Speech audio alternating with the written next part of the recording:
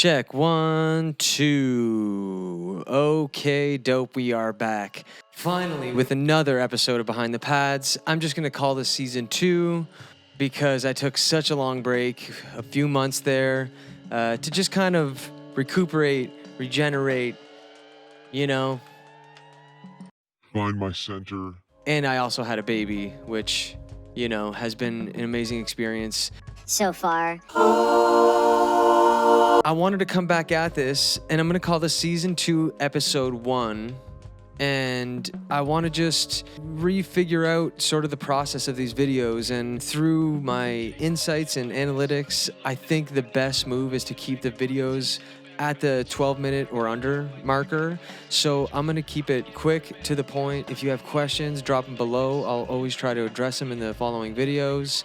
Or if there's anything specific you guys want me to talk about, drop it below. And aside from that, I'm going to get right into it. I made a beat using the latest community drive drop from Native Instruments, and it's super dope. It's filled with a ton of like amazing loops, one-shots, etc. from super dope artists. And I will start here by showing you the drums and how I started the track with that, using a drum break from Georgia and Muldrow. So this is the original break. So I just took it and I split it up. And I can play it. That way I can kind of like flip the actual break that's there and not just use the drum break, although there's nothing wrong with that, and make it into a new beat and split it up into this.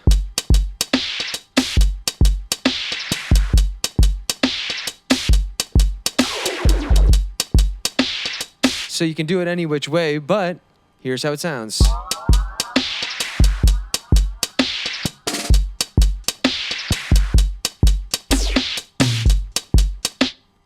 Dope. So now I got my keys. I'll show you here. LH Mod organ. So it's just an organ pad. It's like this drone. Okay, so I took that LH organ drone sound and made it into this now.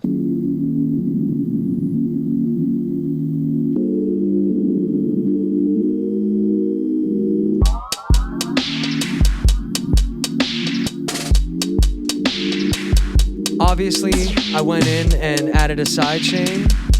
As you can see here, I have the source input as C1.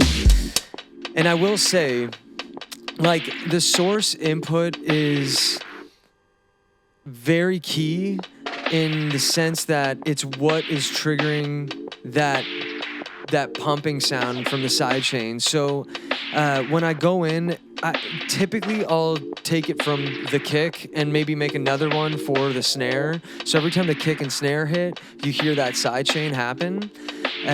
But in this case, because I'm using a drum break and there's no definitive just kick, I want everything to kind of give it that pulse a little bit. So I made it the source input as a full kit, and then just added the filter. So I made sure that anything around 150, 230, you can kind of play around with what works for you. So anything around that frequency, it'll focus that sidechain there. So it feels like, you know, it has that pump. So let's hear it.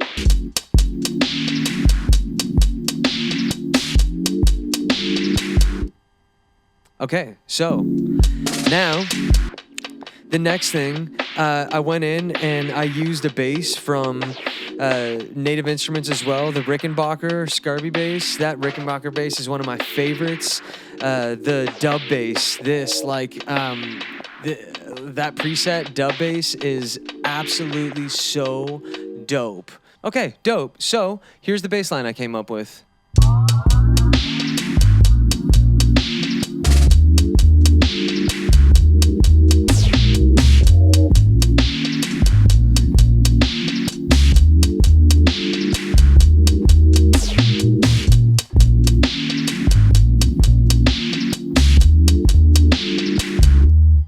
right here.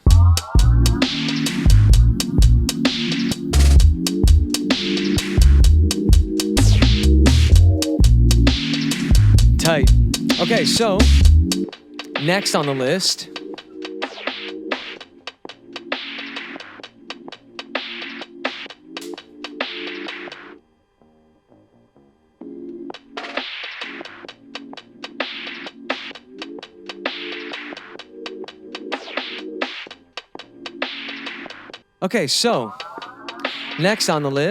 I went in and I like to just like, as you know, kind of go in and layer. I was really trying to not go too heavy as far as like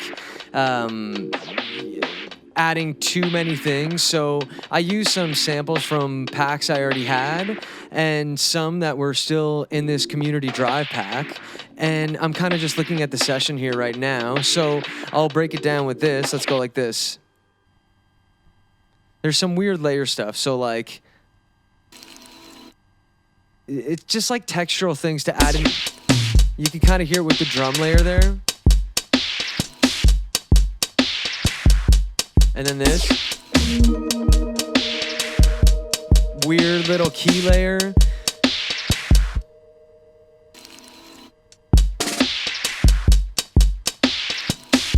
All right, boom. So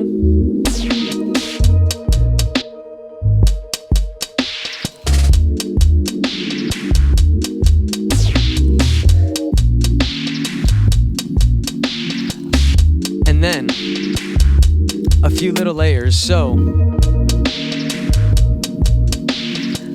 I kind of stay away from using interviews and stuff to add in there just for, you know, clearance purposes. But for this, I wanted to really mess around and just find some cool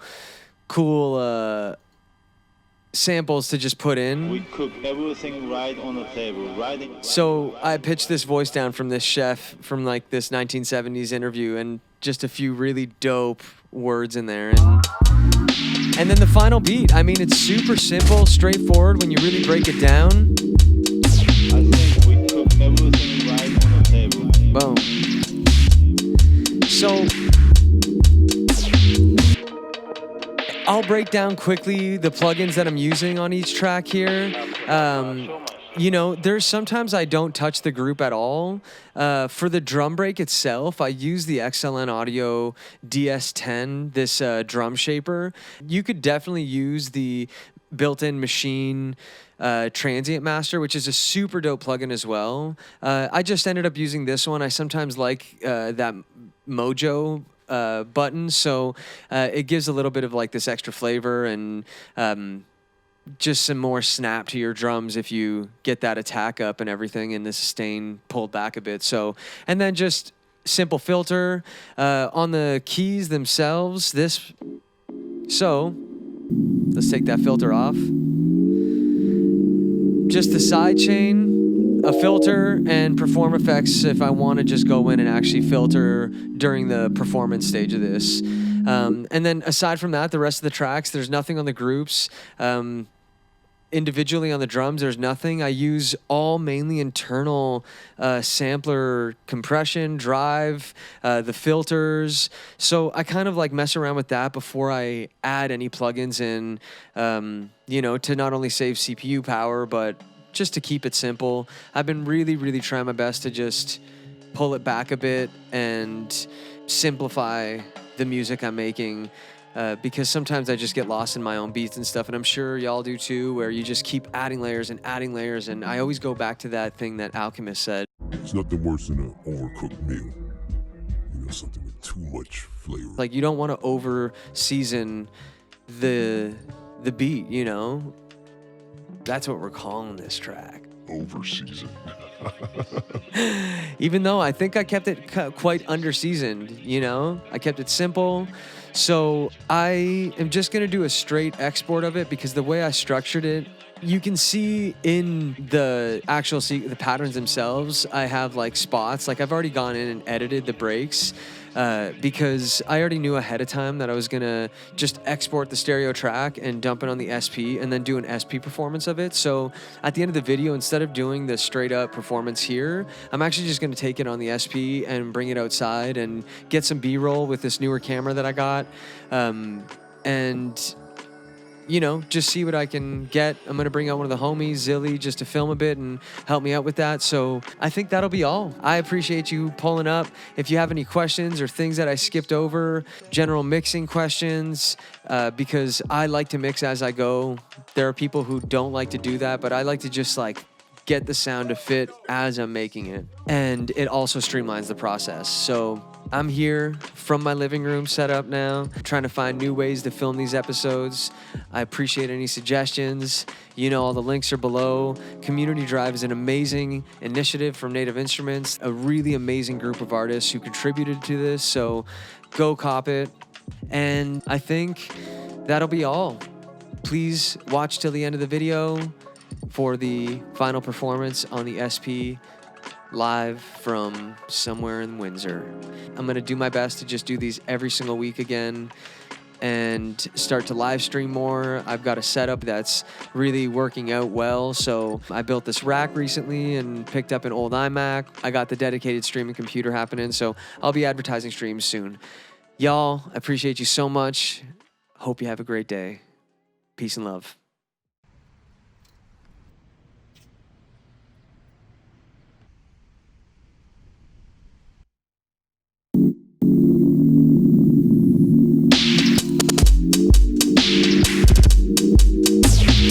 We cook everything right on the table.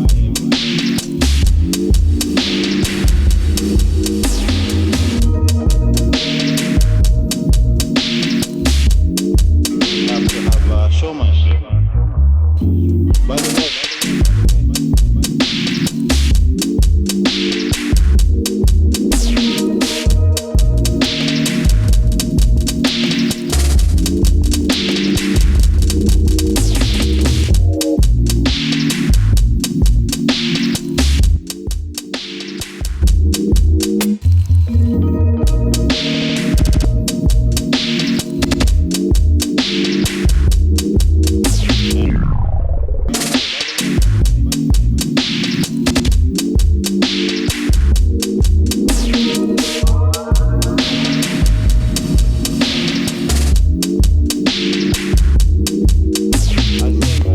everything right on the table.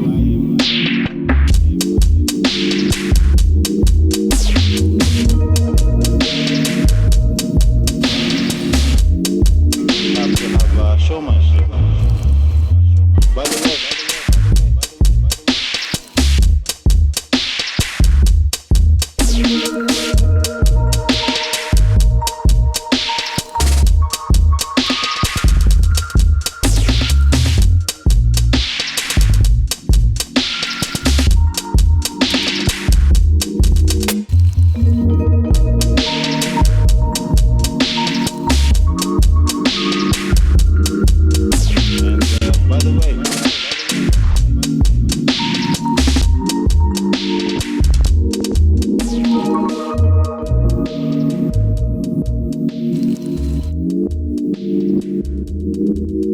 I think we cook everything right on the table.